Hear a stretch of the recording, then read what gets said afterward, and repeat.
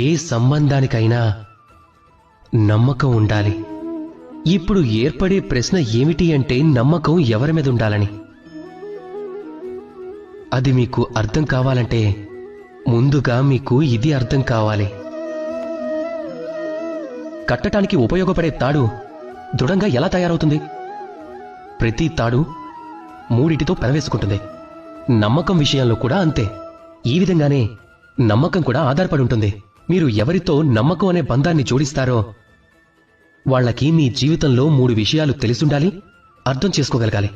మొదటిది, మీ నవ్వు వెనుక దాగి ఉన్న మీ బాధ.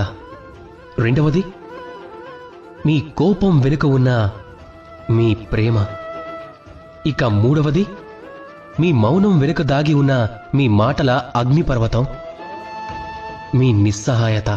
ఎవరికైతే మీ జీవితంలోని ఈ 3 మాటలు, ఈ 3 విషయాలు తెలుస్తాయో మీరు అలాంటి వాళ్లతో బంధాన్ని ఏర్పరచుకున్నట్టయితే మీ జీవితం చాలా అంటే చాలా ఆనందంగా ఉంటుంది.